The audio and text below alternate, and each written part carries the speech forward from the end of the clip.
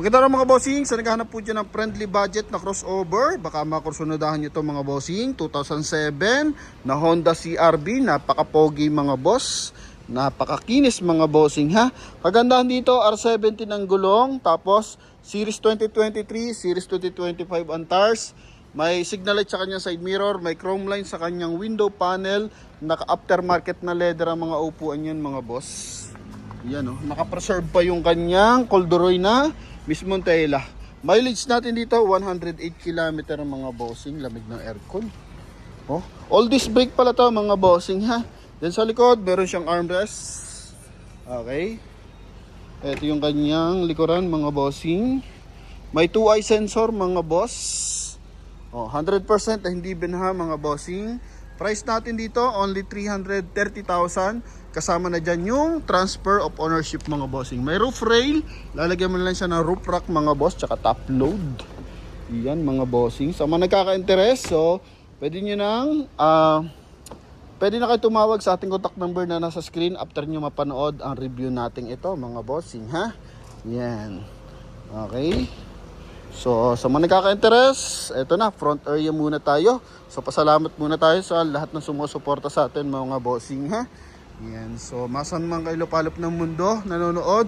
So maraming salamat. So coding na ito is Tuesday ending 3. Yan, walang basag yung kanyang headlight mga bossing, naka-projector. Same time nilagyan na rin ng fog light mga boss. Yan ha. Okay, so wala talagang fog light yan, pero nakuha natin sa first owner, may fog light na nilagay. Then dito rin sa ating projector, so walang basag. May mancha lang ng konti itong ating pinagtanggalan ng RFID kasi nakakonect sa bank account ng first owner mga boss, no? Yan. Tapos yung kanyang rough around bumper na yan mga bossing. So hindi kasi siya masyadong halata.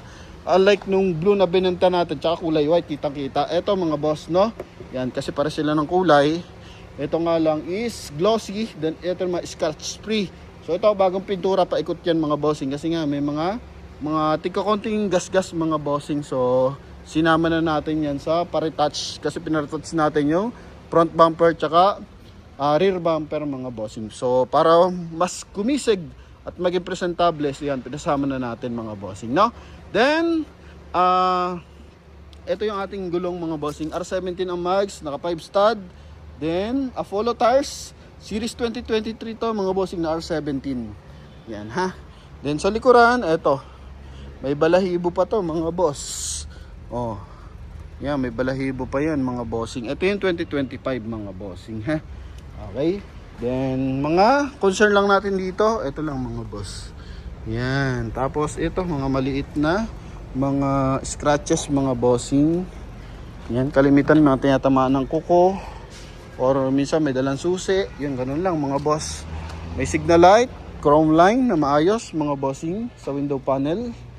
Then, pasok tayo sa ating interior.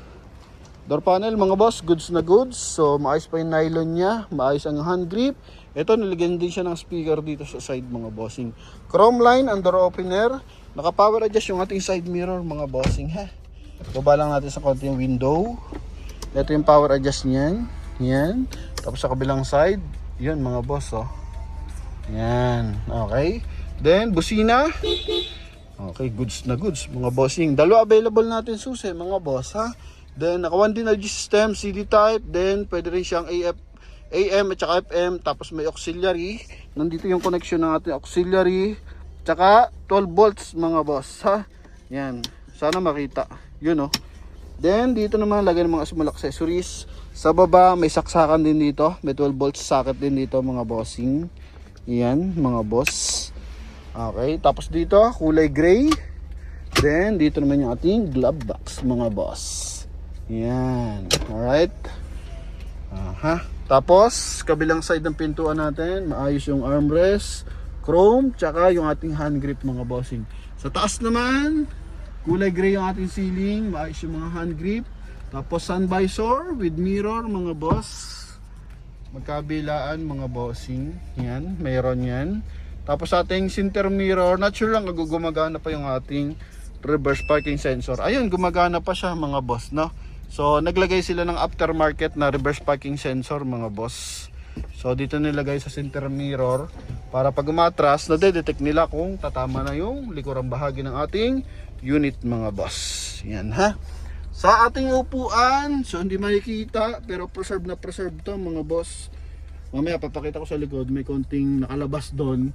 May kita natin yung kanyang corduroy na upuan. Pero by the meantime, naka-leather siya. So preserve yung kanyang corduroy na tela mga boss. Eto. Dito nga, doble-doble pa. Sobrang ingat. Ay, ito, may konting punit lang dito mga bossing. Kaya pala nilagyan na nito. Pero pakita natin. Yan mga boss. Oh. Dito sa kabila. Para mas klarado mga bossing. Eto. Oh. So, pwede natin tanggalin yung seat cover if ever na gusto nyo. Kasi yan mga boss. Oh. Preserve na preserve yung tela niyan mga bossing. So, mabango naman yung amoy mga boss na interior. Kaya hindi na natin tinanggal.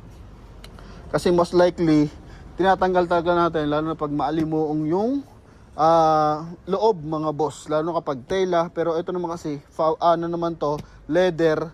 So kahit di natin tanggalin, tingnan mo naman. Okay? Mas maganda kasi naka-preserve yung ating corduroy. Yun yung kanyang likuran, tapos armrest mga boss. Lamig ng aircon. Door panel sa likuran, hand grip, kulay gray, tapos polish black. Then, ornament accent mga bossing, ha? Yan. Sa likod, eto mga bossing. Dito may kalmot pusa lang, maliit, sa kanyang, taillight mga boss. Pero sa kabila, wala mga bossing, ha? Lamat lang na bahagya. Tapos ito yung 2i na parking sensor mga boss. Yan, oh. Kisig yan mga bossing, oh. Pati dito. So silipin natin yung ating trunk compartment mga boss. So good for 5-seater unit to. Ang ganda ng chrome mga bossing oh. Yan. Then dito, pinaayos natin to. Pinalitan natin to ng bagong hydraulic assist mga boss. Kasi nung nakaraan lumulundo na to mga bossing. So nagpalit tayo ng bago para hindi siya buwabagsak mga bossing. Tapos nandito yung ating spare tire, jack, tsaka yung kulay green na plaka mga bossing. Pero yung white plate, original release na yan ng LTO. So, pagkabili natin sa first owner mga bossing, so kasama na yung white plate mga boss. Yan. So, marami naman ngayon release ng plaka or marami nang available sa LTO. Yun nga lang, yung releasing, sobra katagal naman mga boss. Yan. So, ito yung likod niyan mga bossing, ha? Tingnan mo naman, napakakisig. Oh. Only 330,000 yan mga boss. Mga small scratches lang, discoloration ng konti. Yan. Pero sa makina, mamaya silipin natin mga boss. Goods na goods itong makina na ito. Maayos sa mga suspension mga bossing. Oh. Ito yung kanyang front area mga boss. Yan, ha? Okay, goods mga bossing, ha? So, punta tayo sa ating engine bay. Ito yung engine bay natin mga bossing. Buksan lang natin yung ating hood.